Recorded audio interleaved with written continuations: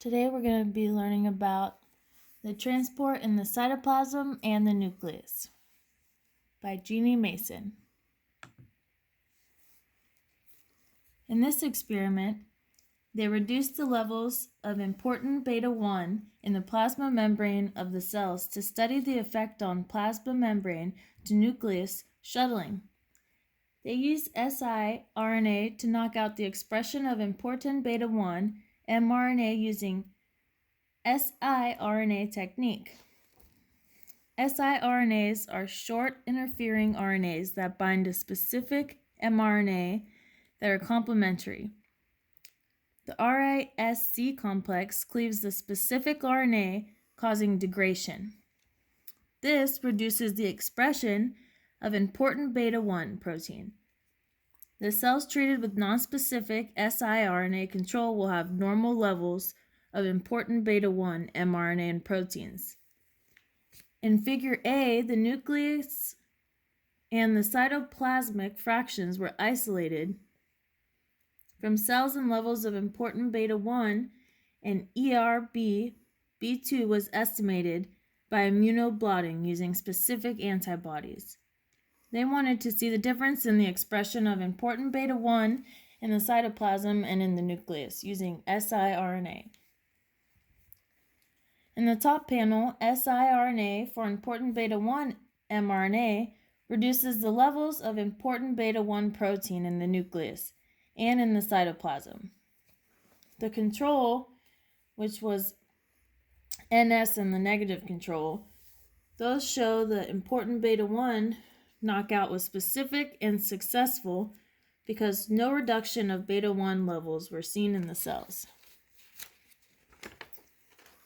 In the lower panel, ERB2 was found to be the same in the cytoplasmic and nuclear fractions in all tubes. The ERB-B2 protein was used to indicate equal loading of protein in the wells. The reduction of important beta-1 by siRNA was specific to important beta-1 and did not affect ERB-B2 levels in the cells.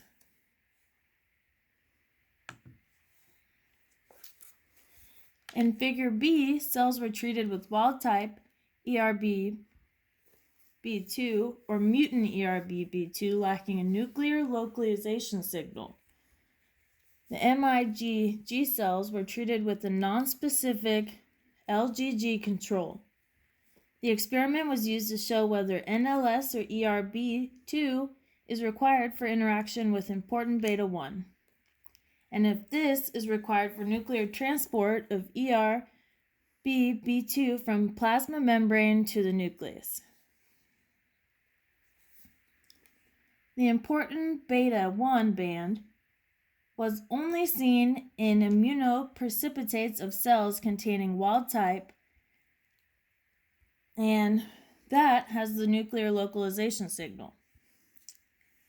ERB-B2 bands could be seen in both wild-type and mutant cells because the antibody was used for immunoprecipitation, and it was not against the NLS region. This shows that NLS is the region where important beta-1 interacts with ERB-B2. Important beta-1 is the transport receptor for ERB-B2 for its transport to the nucleus.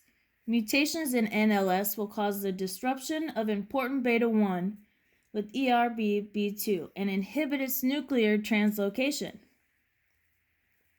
The mouse LGG control does not show any bands because ERB-B2 was not immunoprecipitated in these cells.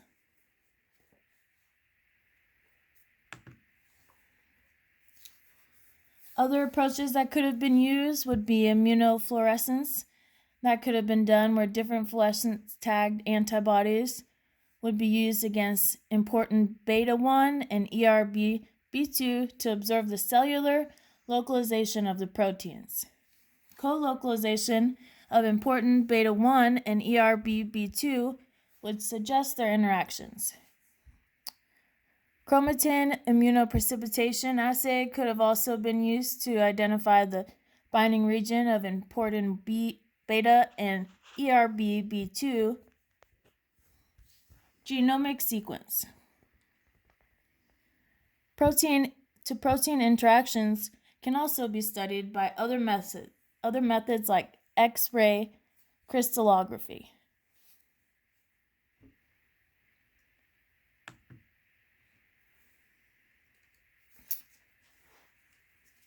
So the mechanism of ERBB2. RAN transports proteins from the nucleus to the cytoplasm and vice versa. RAN is a GTPase, that is RAN GTP in the nucleus and RAN GDP in the cytoplasm. The nuclear pores allow proteins in with signals. Important beta are transporters that bind to the nuclear proteins. Important beta binds to RAN at its amino terminus and binds the nuclear proteins at the C terminus. Important transports the proteins to the nucleus through the nuclear pore complex. The important binds to RAN GDP, causing a conformational change. GDP is hydrolyzed to GDP and translocated to the nucleus by NF2. GDP is exchanged for GTP by GEF, which is the guanosine exchange factor, to form RAN GTP. The dominant negative mutation renders the RAN unable to hydrolyze GDP to GDP. So the Q69L RAN is defective in GTPase. There was no change in ERBB2 levels in the cytoplasm, and important beta-1 does not affect ERBB2 levels in the cytoplasm.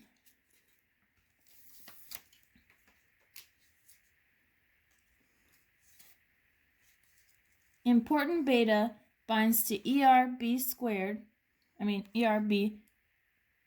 in the nucleus even when ERBB2 is not overexpressed. Q69L mutant shows reduced levels of important beta-1 and ERBB2.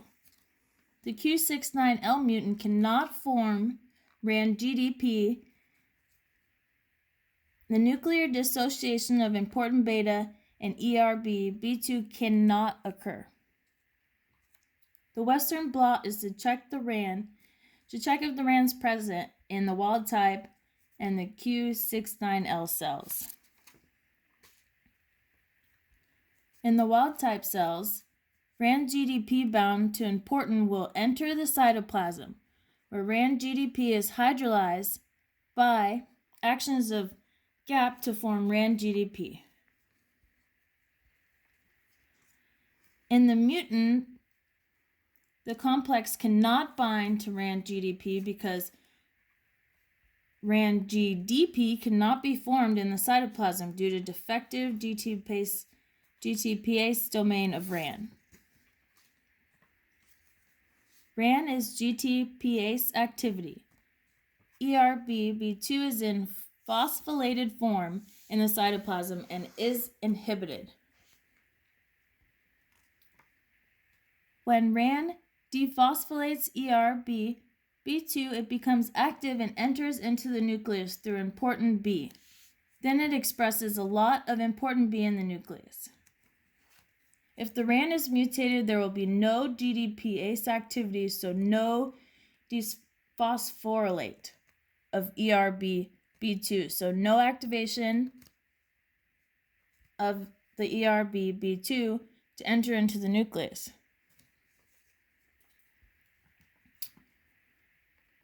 RAN GPPNP is a non-hydrolyzable form of RAN. There is no regeneration of important as it will not enter the cytoplasm. Q69L can enter the cytoplasm but cannot form the RAN GDP.